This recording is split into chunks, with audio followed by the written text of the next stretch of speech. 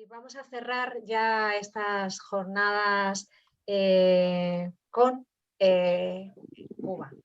¿Cómo no? Cerrar las jornadas con Cuba es un lujo, es un placer porque tenemos aquí con nosotros a Valia Rodríguez. Valia Rodríguez es médica y científica cubana, reside en Gran Bretaña, en el Reino Unido, desde donde organiza la solidaridad y el apoyo al pueblo de Cuba. Sí que me gustaría decir que es una revolucionaria, es un producto de la revolución y es también esa generación, junto con José Carlos, que también nos acompaña hoy aquí, José Carlos Urra, son ese producto de la revolución que además es capaz de tirar para adelante, de sostener muy alta esa mecha encendida que es tan, tan importante para todos los pueblos que luchan por la liberación, por la emancipación y por un mundo diferente, por el socialismo. Eso nos dejó la Revolución Cubana, no solo a ustedes, sino a todos nosotros. Eso es algo que no nos van a poder arrebatar, es el triunfo de la Revolución Cubana. Y bueno, sin más, darte la bienvenida y pedirte que nos hables. Gracias. Que nos hables. ¿Me escuchan bien? Sí, te escuchamos muy bien, gracias, Valia. Quiero decir que estoy hablando desde La Habana. Sí. Que resido en el Reino Unido, pero hoy estoy desde La Habana, así que más que nunca aquí en el calor de mi tierra y de mi pueblo. Es un placer estar aquí, Ángeles, y le doy las gracias a ti y también a José Carlos, a través del cual me llegó, bueno, la invitación del FAI. Es un privilegio realmente estar con ustedes, que defienden y llevan las banderas adelante contra, o sea, antiimperialistas, pero también con mis hermanos latinoamericanos, con el cual compartimos una lucha que es una lucha muy dura para cada uno de nuestros pueblos. Me invitaron, bueno, la invitación sobre todo es para hablar Cuba y la salud en Cuba y el coronavirus, ¿no? Cómo Cuba se ha adaptado y cómo la situación en Cuba ha ido evolucionando en este periodo de pandemia. Yo tiendo a hablar mucho, así que Ángeles, no tengas pena en 10 minutos decirme que ya es demasiado. Bueno, como ustedes saben, bueno, Cuba empezó con el coronavirus desde marzo del 2000, desde marzo del año pasado, tuvimos los primeros casos, y durante toda esta etapa, yo creo que una de las cosas que se han puesto de manifiesto ha sido la fortaleza del sistema de salud cubano y de la organización de lo que es el sector biomédico y el sector científico. Esa imbricación del sistema de salud y conciencia, además en un sistema socialista, le dio a Cuba la oportunidad de mantener un control del desarrollo de la pandemia. Y realmente las cifras de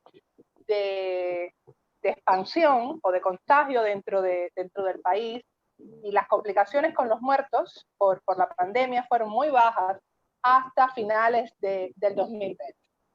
Tanto es así, teníamos menos de 100 muertos desde noviembre desde marzo, que fue, discúlpeme, cuando debutó la pandemia, hasta noviembre del 2020, con un número de contagios también muy bajo, eran menos de 1.000 personas en aquel momento los que se habían contagiado con COVID-19. Y eso, repito, ha sido posible gracias a una organización de un sistema de salud que, como ustedes saben, evolucionó desde el triunfo de la revolución hasta estos momentos, ha ido evolucionando y perfeccionándose con el tiempo, un sistema de salud enfocado en prevención, lo que ha sido fundamental, sobre todo en estos momentos de pandemia, y un sector biomédico y científico que trabaja en función de resolver los problemas del pueblo, de darle soluciones a los problemas del país. Eso con un sistema, repito, con las ventajas de un sistema socialista que es capaz de poner los recursos donde los recursos son necesarios.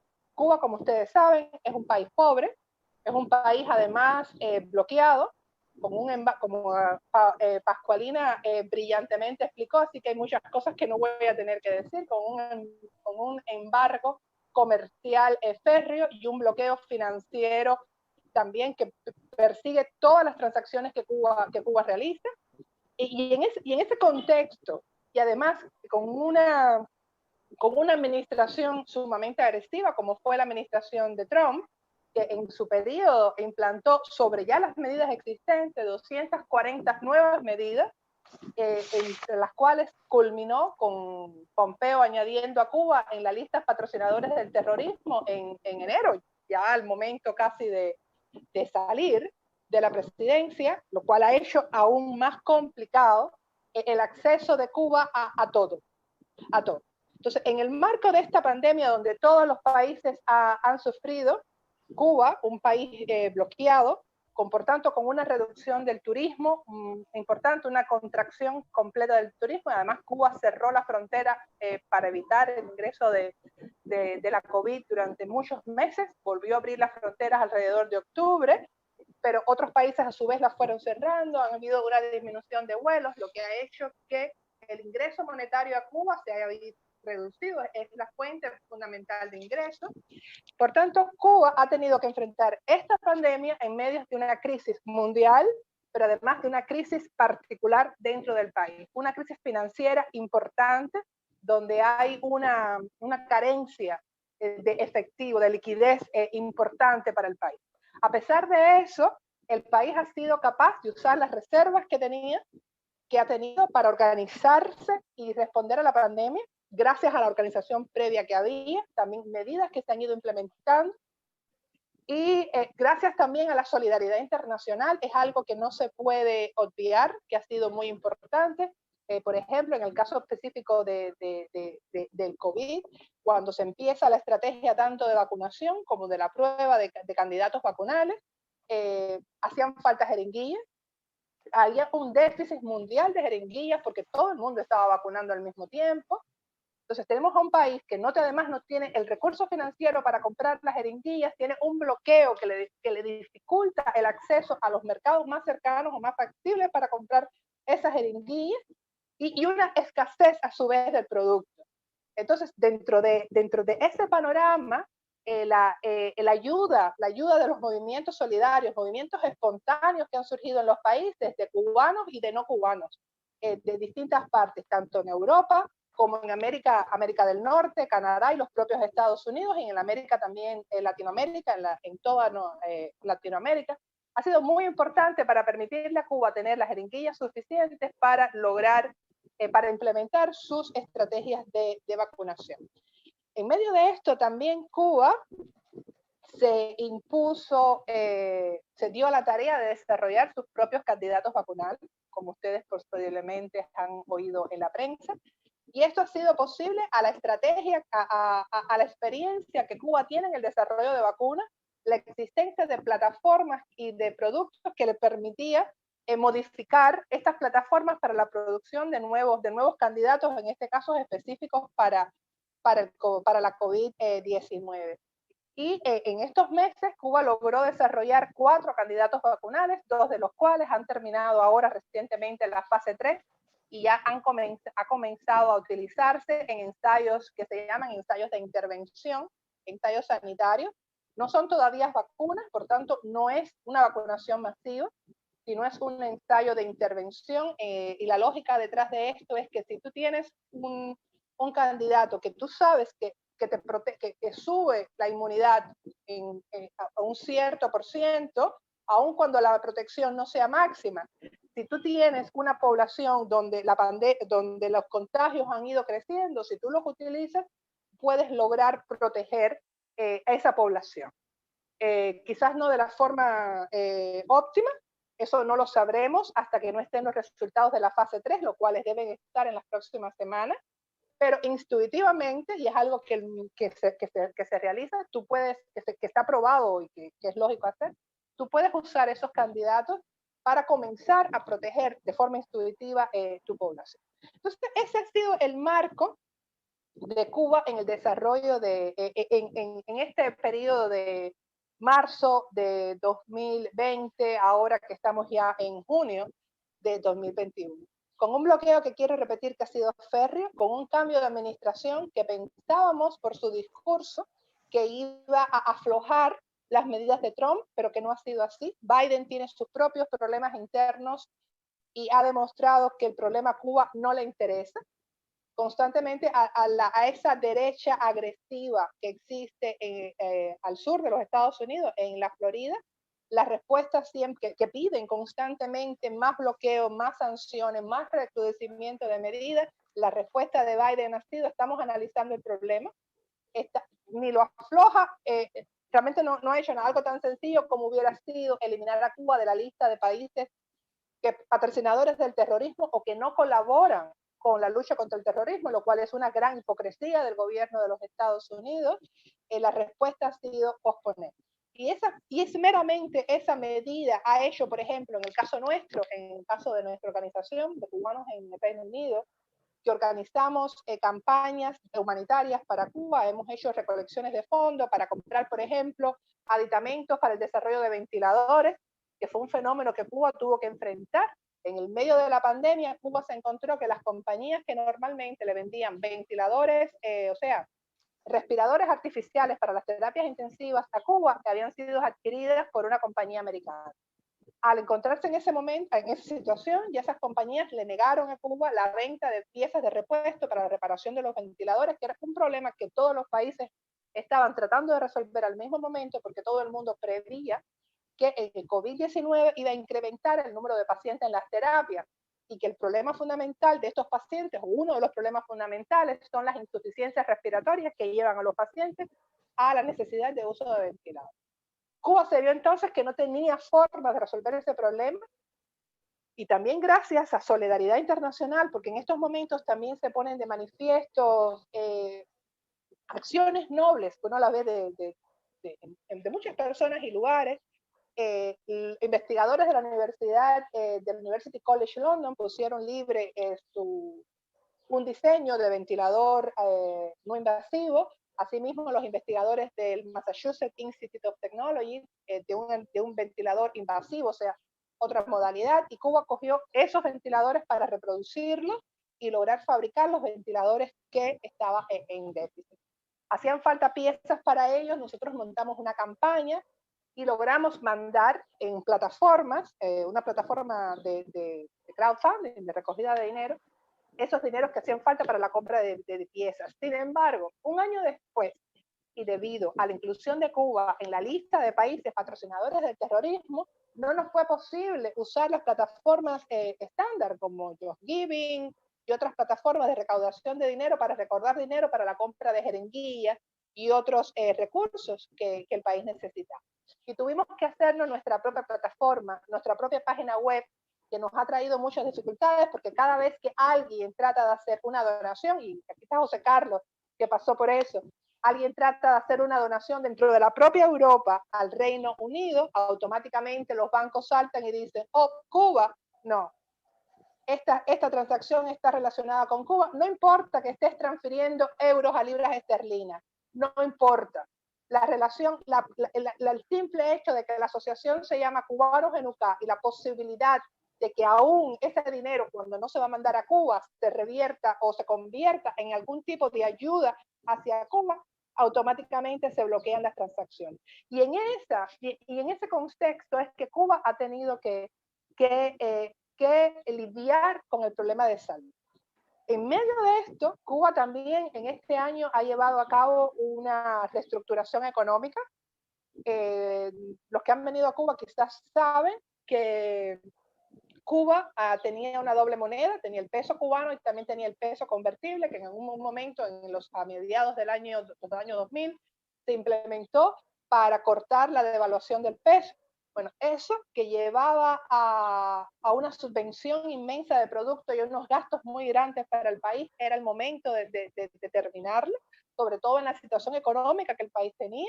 Y Cuba implementó a principios de este año la eliminación del peso convertible y la restitución del peso cubano. Esto, a su vez, ha llevado a otros problemas. Hay un déficit, por ejemplo, muy grande de productos dentro del país, porque en medio de esta gran pandemia mundial y del déficit financiero de liquidez que Cuba tiene, se le dificulta el acceso también a medicamentos, a productos alimentarios, y que es uno de los problemas que estamos teniendo ahora. O sea, la crisis en Cuba se ha recrudecido durante el tiempo de pandemia, no solo alimentaria, sino también de medicamentos. Cuba tiene una muy buena industria de producción de medicamentos, sin embargo, la materia prima para producir estos medicamentos se importa de la India, se importa de la China, y en medio de esto, de esta pandemia, con un déficit de liquidez, pero además con las persecuciones a las transacciones de Cuba,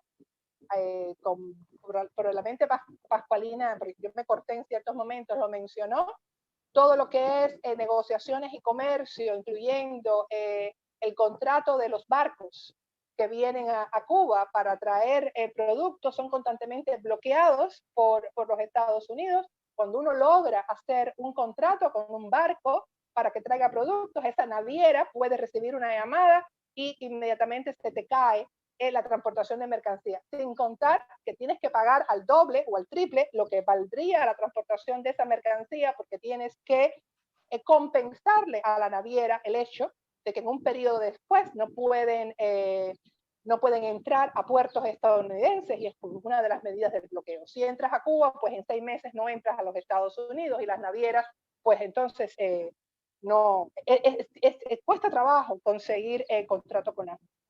Entonces, eso ha llevado a una crisis de productos, a una crisis de medicamentos, y en el trasfondo de esto hay una crisis de liquidez, porque no hay entrada, ya expliqué que no, la entrada principal al país es el turismo, que no está entrando. Los servicios médicos, que era otra forma de entrada al país, también se han cortado, todos los programas que Cuba tenía de intercambio, a partir de los cuales también le entraban recursos al país. En medio de esta pandemia, pues se han reducido de forma importante, más las medidas reproducidas de bloqueo impuestas por Trump, que todavía continúan vigentes. Entonces, la situación de Cuba ha sido y continúa siendo muy compleja.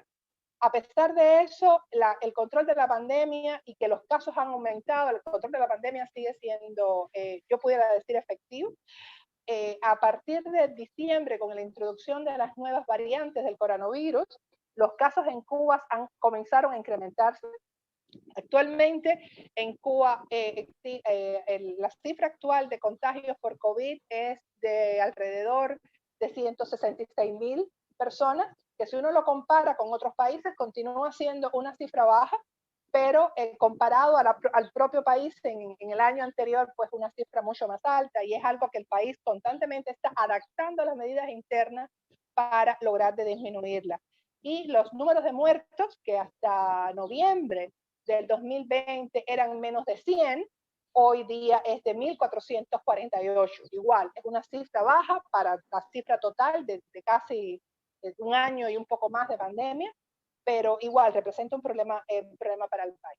El país ha tomado medidas internas de reubicación de productos, evitar que las personas transiten de provincia a provincia, lo cual complejiza la vida de las personas, porque las personas tienen que moverse para buscar comida, para buscar medicamentos, pero no hay otra forma de hacerlo si uno quiere controlar a su vez la expansión de la pandemia. Entonces el gobierno ha sido muy dinámico, buscando soluciones puntuales a la reubicación de productos, tratando de llevar los productos lo más cercanos posibles a las comunidades. Y eso ha llevado a un segundo problema, que ha sido una semidolarización de la economía cubana.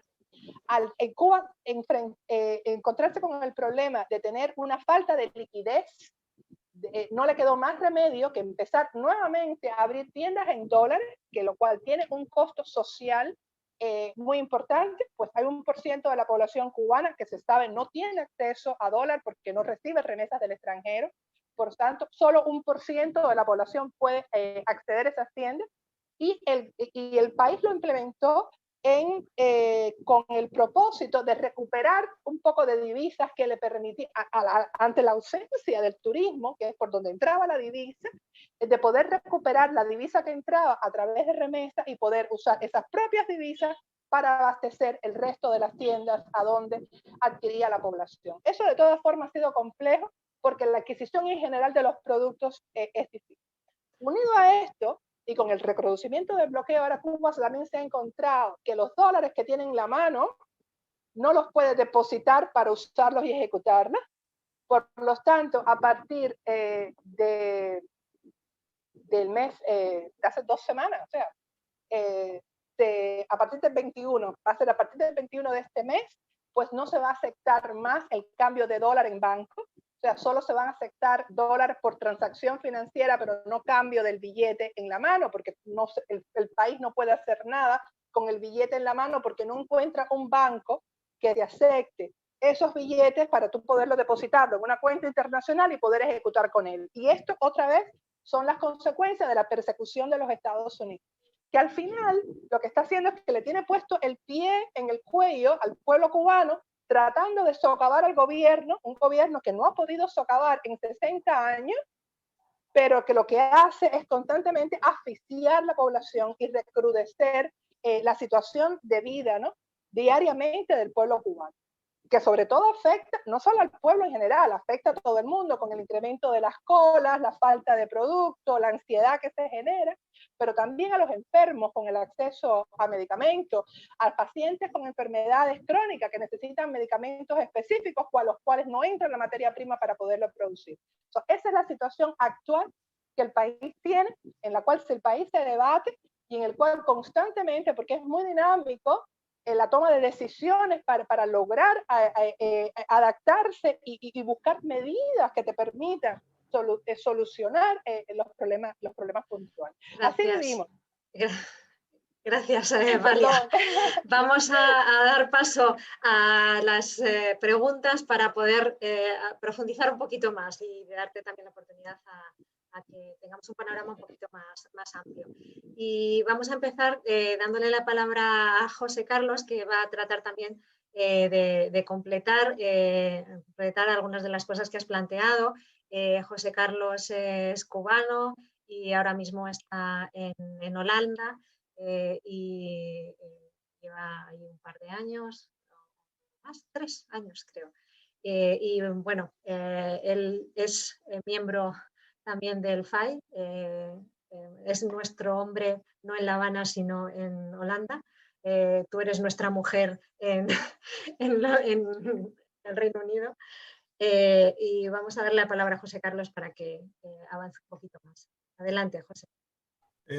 Gracias, Valia, gracias por toda la explicación. Y yo quería enfatizar 4 puntos que creo que valdría la pena que Valia desarrolláramos juntos, que es enfatizar el tema de la vulnerabilidad del Estado y el Estado socialista cubano y el sector de la salud en el campo de la agresión imperialista que todos los amigos han estado hablando, cómo se instancia en el caso de Nicaragua, cómo se instancia en el caso de Venezuela, cómo se instancia en los diferentes lugares, que todos tienen esa misma, digamos, esos mismos factores comunes de agresión que se diversifica según el campo y las vulnerabilidades que puede tener cada país en determinado momento, pero que es muy común y pasa por el tema financiero. Particularmente, bueno, ese es el tema de los puntos vulnerables. Quisiera también un poco hablar de los varios aspectos y las varias fortalezas que tiene la salud como sector estratégico dentro de Cuba, desde varios puntos de vista.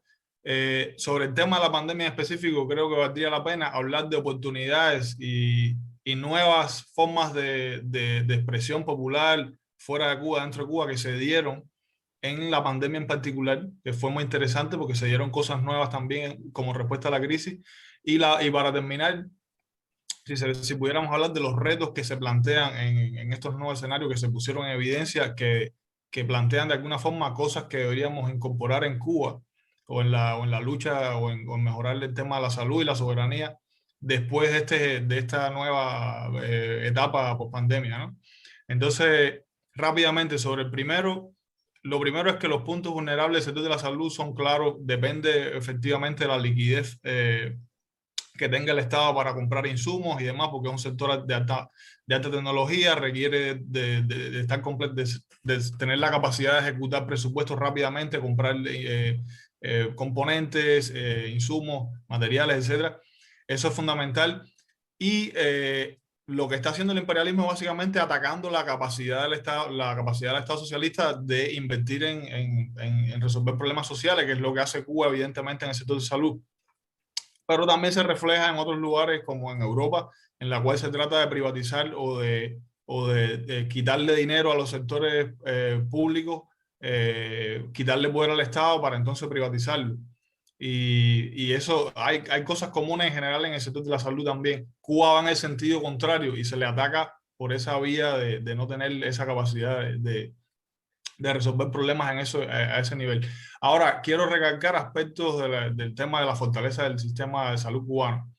Y es que aquí estoy copiando las cosas que me enseñó Eduardo, que es un sistema integral que aborda el tema de la salud desde un punto de vista territorial, regional, geopolítico, científico, social, es decir, lo aborda desde múltiples ángulos y eso es fundamental. En el caso de Cuba, el tema de la salud y el tema de la educación, pero el tema de la salud ha sido un arma estratégica vinculado con el sector científico también y la educación. Creo que esos son elementos que se conectan. Pongo el ejemplo de Valia. Valia es neurofisióloga, pero además es científica, es neurocientífica, y ella es parte de esa comunidad de gente que se formaron en el polo científico, en el cual hay una integración inseparable entre la salud pública y la investigación, cosa que quizás creo que es única o específica de Cuba. Y eso es una de las fortalezas que tiene también el sistema cubano. Hay muchas cosas que se pueden hablar sobre el tema, pero creo que la esencia es que es un abordaje integral, altamente capacitado, masivo, priorizado, y además se ha utilizado como arma de lucha por la paz y por luchar contra el imperialismo de forma intencionada. Y bueno, el ejemplo más claro es el ejemplo de colaboración con Venezuela para consolidar respuestas alternativas, respuestas regionales, que no solamente se basan en una relación mercantil o transaccional, sino de solidaridad, internacionalismo e intercambio profesional. Eso es muy concreto y creo que es importante resaltarlo. Voy a ir rápido sobre los otros puntos. Las oportunidades que se dieron fueron interesantes porque la gente se movilizó espontáneamente dentro y fuera de Cuba. Cuba empezó a desarrollar diseños basados en hardware libre, de cosas que se publicaron afuera, hizo sus propios ventiladores en muy poco tiempo, en esta situación incluso de límite. Y bueno, que hablar de las vacunas, pero digo que hizo cosas nuevas a las que no estaba acostumbrado a hacer, incluido también que la gente a nivel popular se puso a hacer máscaras, se puso a ayudar a los hospitales, se puso a limpiar, y generó todo un proceso interesante de invirgación de lo popular y de lo innovador dentro de la crisis, de forma muy rápida y muy dinámica. Y eso me lleva a lo último, que son los retos que se plantearon. Creo que ahí se plantea el reto de que nosotros debemos seguir radicalizando el proceso de soberanía en el campo tecnológico, de salud, etcétera, etcétera. Eso se puso muy claro con el tema de los ventiladores.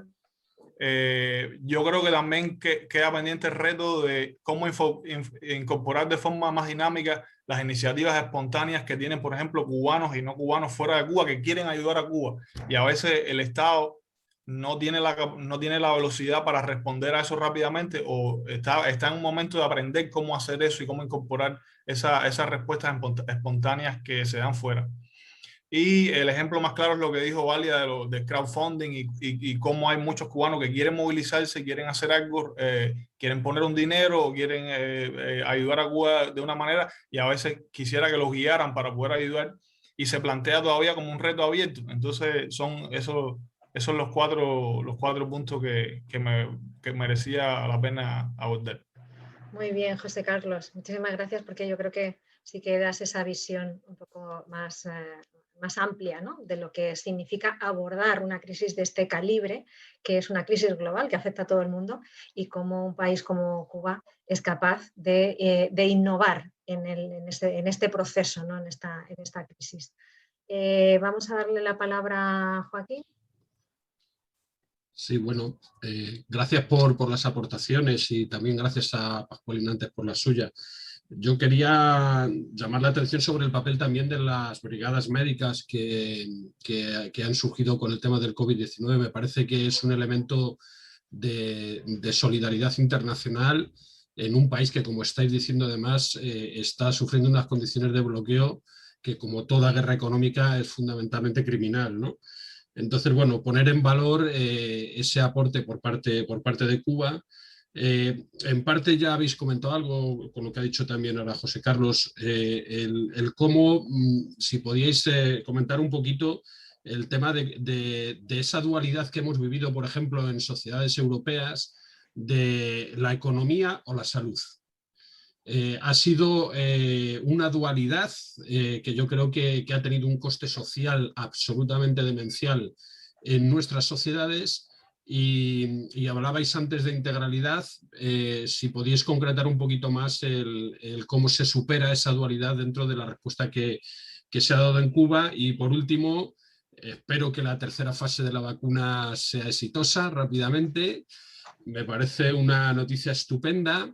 Y además os iba a preguntar en relación también con esto, el tema de cómo se sitúa Cuba con todo este mundo del tema de las patentes, el tema de vacunas que se generan a un costo insostenible. Hablábamos esta mañana de cómo se habla de las grandes corporaciones farmacéuticas a nivel internacional, pero no se habla de los grandes fondos de inversión, los BlackRock, los Vanguard, los State Steel Corporation, que son los que al final son los grandes inversionistas y los que acaban fijando los grandes controles del mundo de las farmacéuticas a nivel internacional.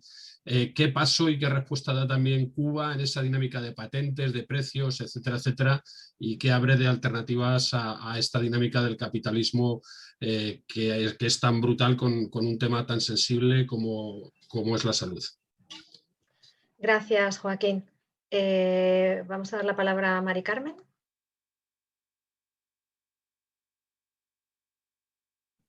Mari Carmen. Gracias, Ángeles.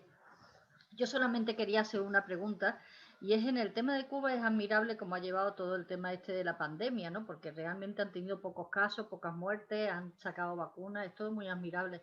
Y hay una cosa que a mí me sorprende, que no sé si eso va a durar mucho tiempo, pero es que el turismo totalmente ha decaído en Cuba con el tema de tener que hacer cuarentena.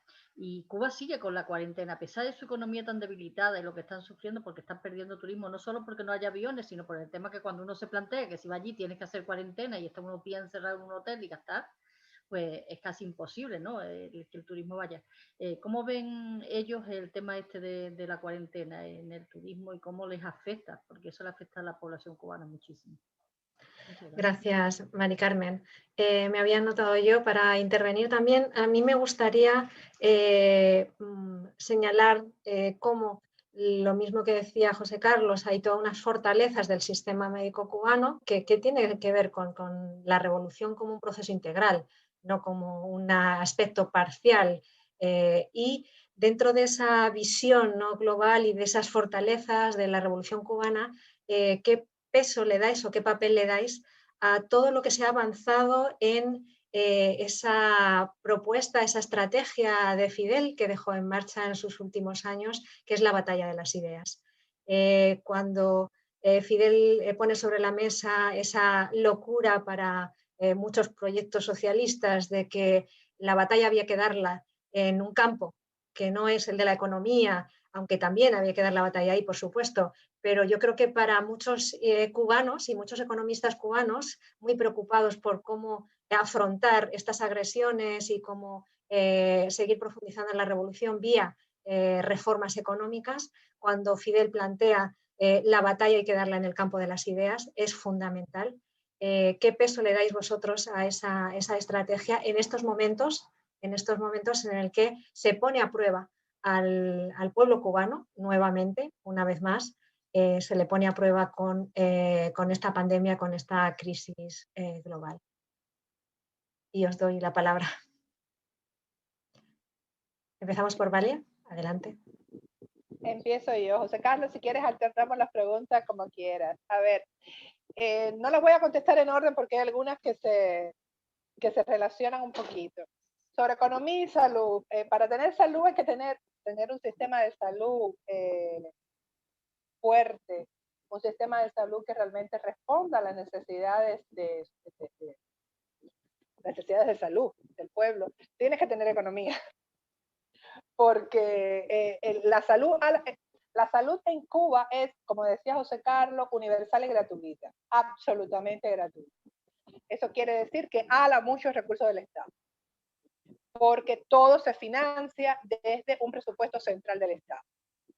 Entonces, cuando tú pones en la dicotomía, pues tengo que, por ejemplo, lo voy a comparar un poco con el Reino Unido, donde yo tengo una salud pública completamente gratuita. El NHS es un sistema de salud excelente, pero es un sistema de salud gratuito en un país capitalista, donde la economía se impone y por tanto el NHS ha tenido sufriendo los recortes a presupuesto, lo cual se redunda en menos personal de enfermería, en menos personal médico, que ahora en estos momentos se lo han sentido en el medio de la pandemia. Entonces, cuando Cuba, un país pobre, un país bloqueado, tiene esta dicotomía, pues economía y salud, bueno, yo quito dinero de otros lados para ponérselo a salud.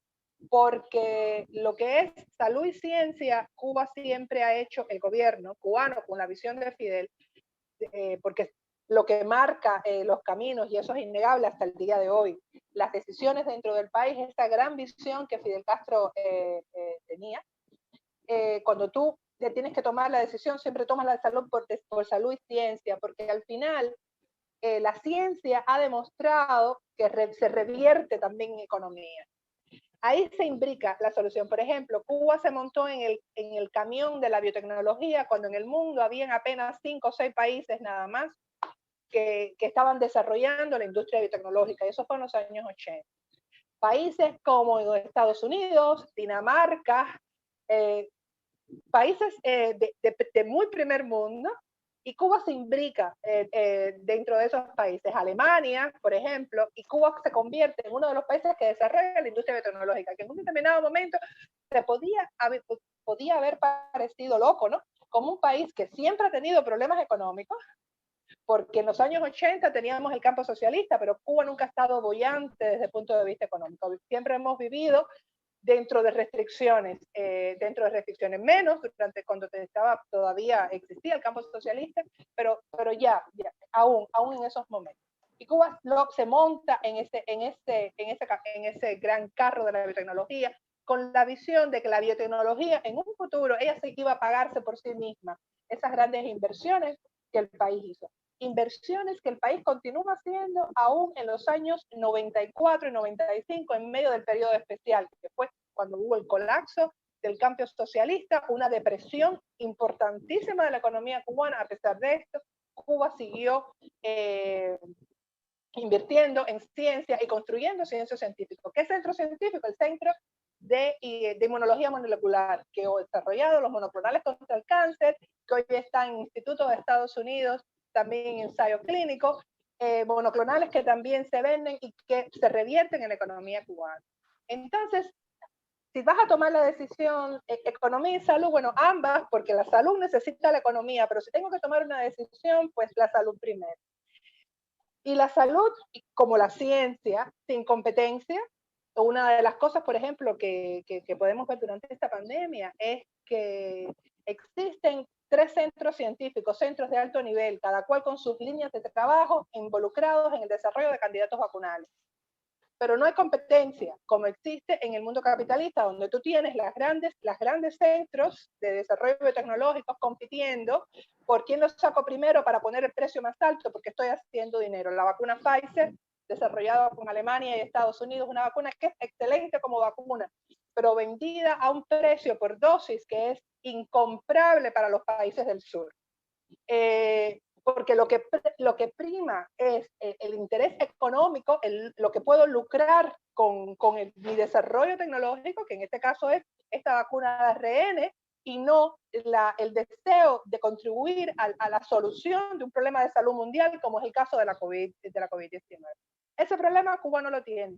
Cuba no apostó por sus propios candidatos vacunales por varias razones. Por razones económicas también, porque el mecanismo COVAX, las vacunas no son regaladas, las vacunas hay que pagarlas a pesar que COVAX está ahí.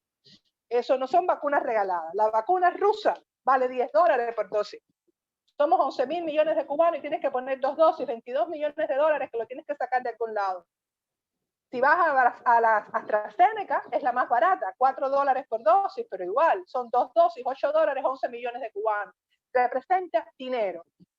Desarrollar las vacunas con tecnologías que ya existían llevaba poco esfuerzo, llevaba cierta inversión, se usó las cosas que estaban, había que comprar otras, pero le daba a Cuba además independencia tecnológica, una independencia tecnológica que además se revierte en el sur, porque se revierte para los propios países pobres de África y de América del Sur, la gran mayoría que no pueden comprar las vacunas a precios incluso de COVAX, que es un buen mecanismo, pero es un mecanismo de todas formas donde hay que pagar y hay que poner dinero.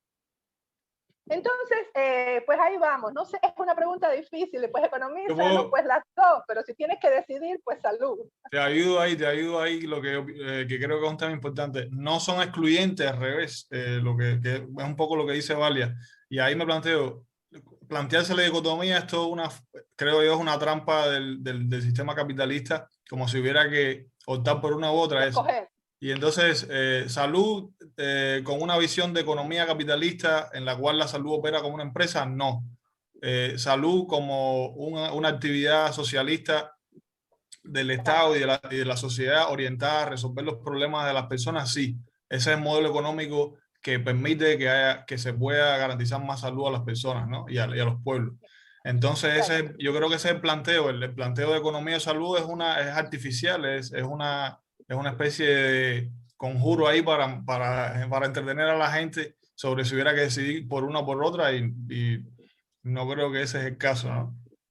Sobre todo Cuba lo demuestra bastante claramente, ¿no?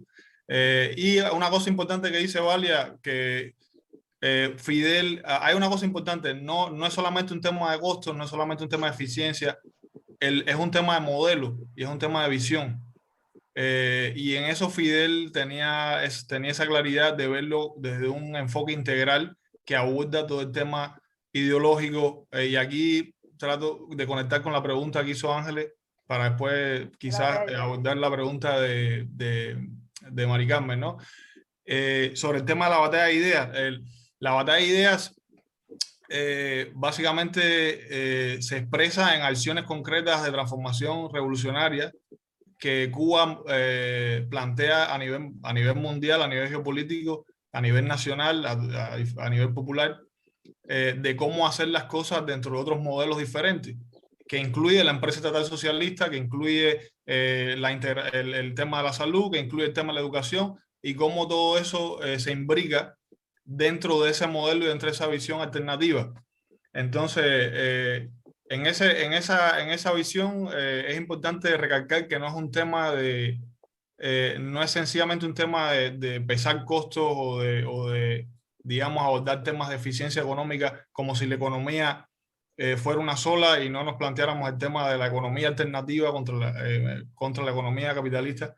Entonces, eso creo que es importante, la visión integral de alternativa humanista y la premisa moral de que sí se puede, si se quiere, y si hay una estrategia creativa, inteligente, eso pesa más que mantenerse dentro del marco dominante o dentro de la corriente dominante, dentro, digamos, el vector ideológico que domina cómo se plantean los problemas de salud en el mundo. Que ahí va con el tema de la batalla y decir, Fidel lo que planteó con todo esto no es sencillamente que la salud puede ser gratuita, etcétera, sino cómo se aborda el tema de la salud desde otro punto de vista ideológico. Y ahí es donde se da la batalla de ideas. La batalla de ideas se da en la conquista de nuevos modelos, de nuevas alternativas que ponen de manifiesto determinadas cosas. Y creo que eso mismo también lo está haciendo Venezuela ahora y lo está haciendo Nicaragua en diferentes campos. Es que para poder lograr una transformación y la batalla de ideas se refleja en la transformación y en el abordaje de los problemas reales que tienen los pueblos ahora mismo, históricamente, ¿no? Entonces eso también complementa, o espero haber abordado también lo que había planteado Ángeles. ¿Valia? Sí, adelante, Valia. No. Si quieres decir algo en eso para entonces contestarle la pregunta sobre el problema del turismo y las patentes. Contesta porque hay una última palabra que daremos a Eduardo y... Sobre el problema del turismo, ahí una vez más se pone de manifiesto que la salud del pueblo va por delante del interés económico. Cuba tiene una situación económica hoy seria, más seria que hace 3 años detrás, antes de la situación del COVID, aún durante de Trump, por el colapso, por el cierre de fronteras. Eso es innegable. El colapso del turismo, el 92% está colapsado. Los turistas siguen entrando, entran por polos turísticos donde el turista hace una cuarentena dentro de la instalación, pero es diferente a la cuarentena del cubano. La cuarentena del cubano tiene que ser dentro de su casa, dentro del centro de aislamiento o dentro de la habitación sin salir. Porque ese cubano después va a la comunidad y se va a mover dentro de la masa del pueblo. El turista es dependiente. El turismo que hoy se está permitiendo entrar es turismo por paquetes, sobre todo donde el turista queda en el hotel y dentro del hotel se mueve, va a la playa, se mueve dentro de la instalación y no está confinado en la habitación del hotel. Ese no es el turismo ideal. Hay turistas que les gusta turismo de playa y de hotel. Hay turistas que son turistas que nosotros llamamos chancleteros, que les gusta caminar la calle, implicarse y conocer al pueblo. Ese no es el turismo que hoy se puede hacer porque estamos en el medio de una pandemia. Y ante la situación económica y la salud, hay que garantizar la salud, porque no solo es que con la salud va de todo, se te enferman las personas van a terapia, la terapia se complica, no tienes la capacidad, mueren las personas, no puedes adquirir, no puedes ingresar más personas. Y lo hemos visto en Europa, lo hemos visto en Inglaterra con las terapias intensivas colapsadas, lo hemos visto en Italia cuando colapsaron sus terapias intensivas. Y estamos en Cuba con terapias intensivas, con hospitales, pero con terapias intensivas más pequeñas, con más escasez de recursos. Entonces, hay que darle preferencias a la no expansión de la pandemia y sacrificar otro sector. Entonces, se le está dando más propaganda y más apertura al turismo de instalación, al turismo de paquete, que te mantienes dentro de Varadero, por ejemplo, que es una zona cerrada, dentro de Los Cayos, que son zonas cerradas, donde el turista no sale a caminar por la calle, como en medio de La Habana, con 2 millones y pico de cubanos, lo cual sería incontrolable. Es un sacrificio, pero hay que elegir y estamos todavía en tiempos de pandemia. No hay de otra. Eso por un lado. En cuanto a patentes, precios y comercialización, Cuba desde hace mucho tiempo viene, o sea, en el desarrollo de los productos tecnológicos, Cuba se ha imbricado también en tratar de patentar sus productos porque formamos parte de una economía global donde tienes que competir con compañías farmacéuticas que patentan y tú te tienes que insertar en ese mercado. Un mercado que está dominado por las grandes farmacéuticas, que es un mercado que es muy difícil de penetrar y donde además el bloqueo de los Estados Unidos también te impide la penetración. Esa es la realidad.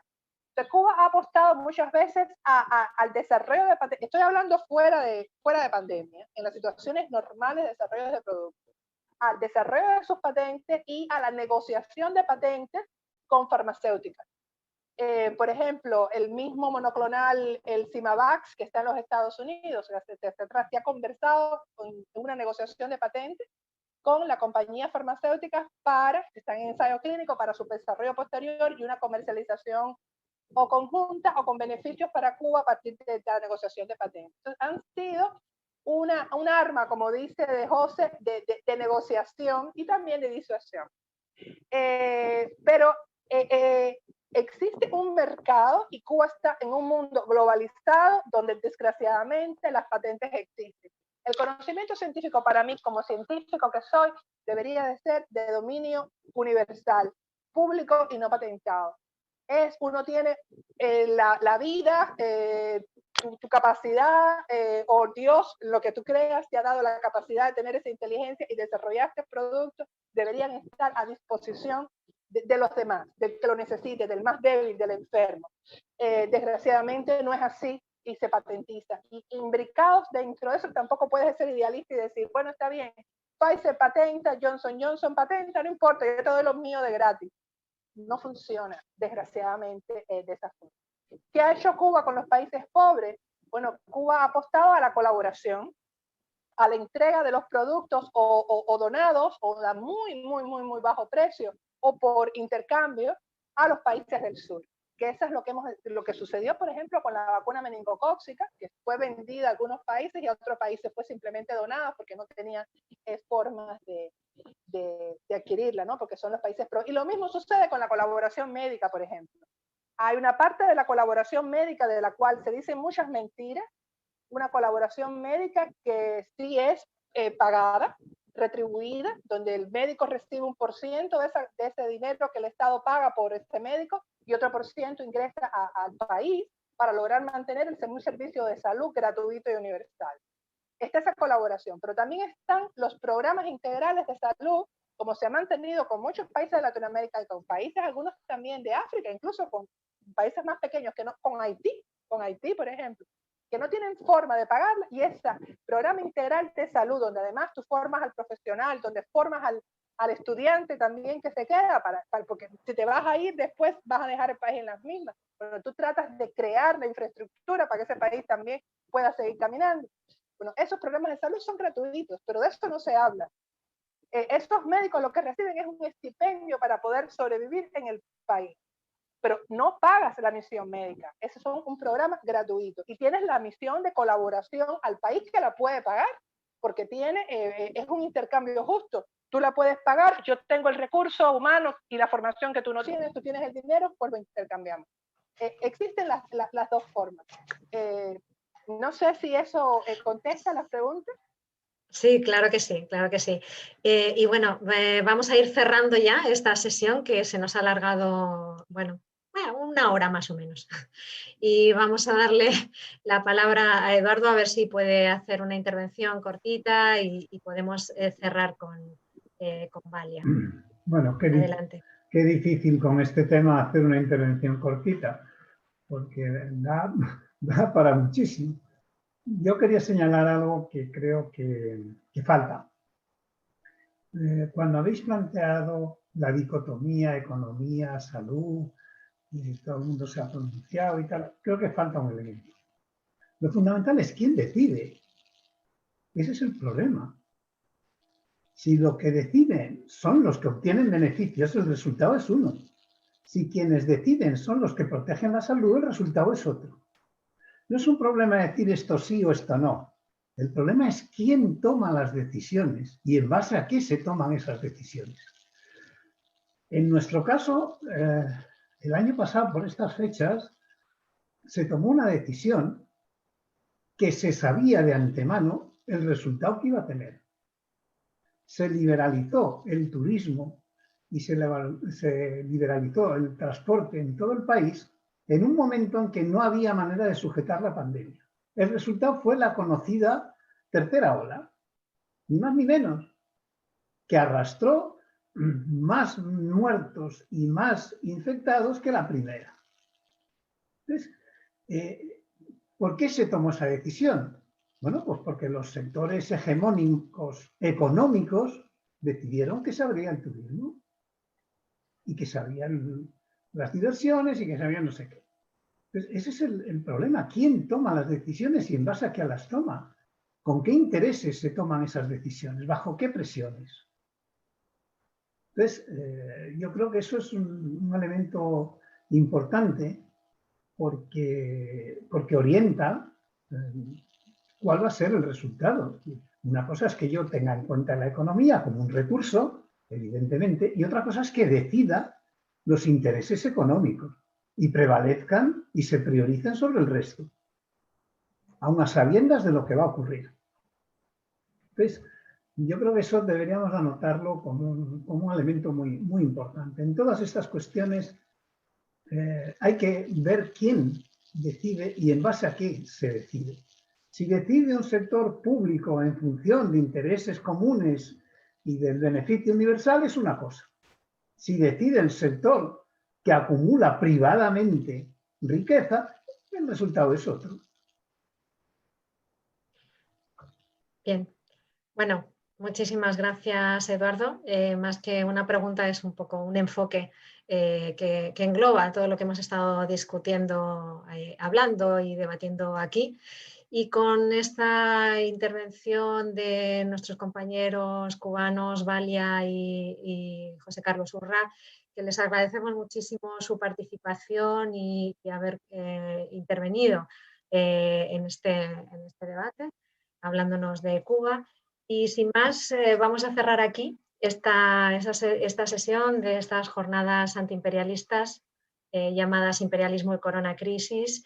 Creemos que se ha avanzado en profundizar, en hacer ese diagnóstico de la situación en la que nos encontramos y sobre todo en esta segunda sesión del sábado por la tarde, el cómo hemos ido concretando cómo se materializan esas luchas y esas resistencias desde un posicionamiento en positivo, rescatando cuáles son esas fortalezas, por dónde tenemos que apoyar, a dónde tenemos que impulsar esas fuerzas como Frente Antiimperialista. Se nos ha quedado una pregunta que habíamos previsto hacerle a todos, pero por cuestiones de tiempo no la hemos podido hacer, pero os la dejamos planteada para que nos la hagáis llegar, y es qué podemos hacer como nuestra organización, esta organización pequeñita que trata de inscribirse y de impulsar un movimiento más amplio internacional de internacionalismo.